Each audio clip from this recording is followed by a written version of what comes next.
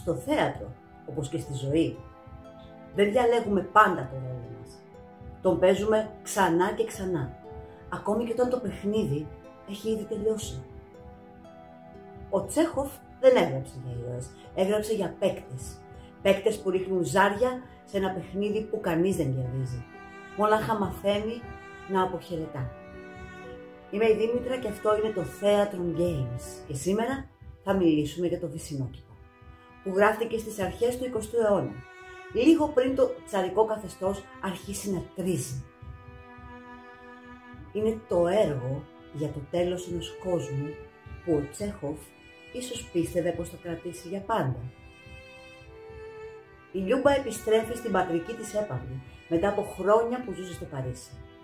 Ο Βυσσινόκηπος είναι η ψυχή της οικογένειας και είναι φορτωμένος με παιδικές αναμνήσεις, φαντάσματα, θύμησες, μα τα χρέη έχουν μεγαλώσει. Και ο μόνος που μπορεί να τη σώσει είναι ο Λοπάχιν, γιος ενός παλιού δουλοπάρικου που έγινε επιχειρηματίας. Ο Λοπάχιν προτείνει λύση.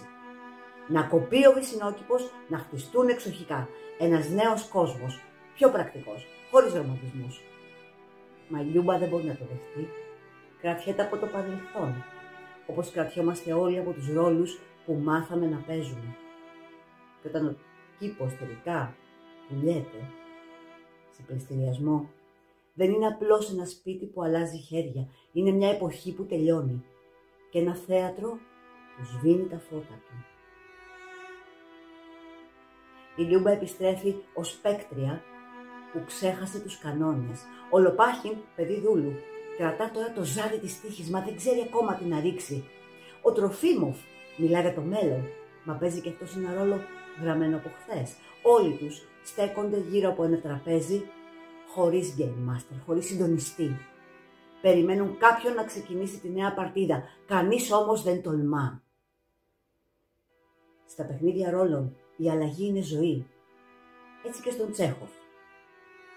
Μόνο που εδώ η αλλαγή είναι πένθος.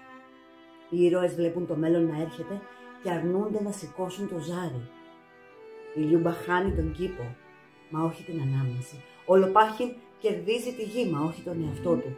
Ο Τροφίμοφ ονειρεύεται ένα νέο κόσμο, μα ακόμα μιλά σαν χαρακτήρας ενός παλιού. Κάθε χτύπος από το πελέκι είναι ένα game over που κανείς δεν ακούει. Ο συντονιστής σιωπά. Το σενάριο τελειώνει χωρίς μάχη, μόνο με χρόνο. Ο Τσέχοφ δεν σκοτώνει τους ήρωες του, τους αφήνει να ξεθοριάσουν στο φως. Είναι η στιγμή που ο παίκτης καταλαβαίνει πως ο χαρακτήρας του τελείωσε και όμως συνεχίζει να μιλά. Όταν πέφτει η αυλαία, ο Βυσσινόκηπος είναι ήδη κομμένος και οι ρόλοι μένουν εκεί, σαν φαντάσματα που περιμένουν μια νέα παρτίδα. Ο Βυσσινόκηπος δεν τελειώνει με θάνατο, τελειώνει όμως με απουσία. Μια πόρτα που κλείνει, έναν ήχο τσεκουριού από μακριά και έναν ηλικιωμένο υπηρέτη που ξεχνιέται μόνος στο αρίο σπίτι. Αυτή είναι η πιο τσεχόφια σκηνή από όλες. Ο άνθρωπος που μένει πίσω, όταν όλοι οι άλλοι έχουν ήδη φύγει από το παιχνίδι. Γιατί αυτό είναι ο Τσέχοφ. Ένα θέατρο χωρίς ήρωες, όπου η καθημερινότητα είναι η μεγαλύτερη τραγωδία και η σιωπή η πιο δυνατή κραυγή. Αν στα έργα του Σέξπιρ το θέατρο είναι σπαθί, στον Τσέχοφ είναι καθρέφτης. Μας δείχνει πώς μοιάζει η ζωή όταν πάβει να είναι δράμα, όταν γίνεται αναμονή. Μας δείχνει πως κάποτε οι ρόλοι πεθαίνουν όχι από έλλειψη έμπνευσης, αλλά από αγάπη για ό,τι υπήρξε. Και έτσι ο Βυσσινόκηπος δεν είναι μόνο ένα έργο για το παρελθόν, είναι μια τελετουργία αποχωρισμού, μια υπενθύμηση πως για να μπορέσουμε να αλλάξουμε, πρέπει πρώτα να αφήσουμε πίσω μας το ρόλο που δεν μας χωράει πια. Ίσως γι' αυτό το θέατρο μοιάζει τόσο πολύ με τα παιχνίδια ρόλων, γιατί και τα δύο είναι τελετουργίες μετάβασης, εκεί όπου η φαντασία δεν είναι ψέμα, αλλά τρόπος να δοκιμάζουμε εκδοχές του εαυτού μας. Στο τέλος κάθε παρτίδας, είτε στη σκηνή, είτε γύρω από ένα τραπέζι, αυτό που μένει δεν είναι η νίκη, αλλά η κοινή ανάμνηση.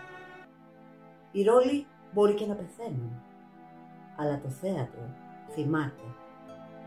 Γιατί είναι καθρέφτης και τότε η κάθε μας ιστορία είναι ένα παιχνίδι ρόλων που ψάχνει νόημα. Εσύ, ποιον ρόλο του εαυτού σου κρατάς ακόμα? Ακολούθησέ μας στο κανάλι για περισσότερα θεατρικά ταξίδια ανάμεσα στη σκηνή και το μυστήριο.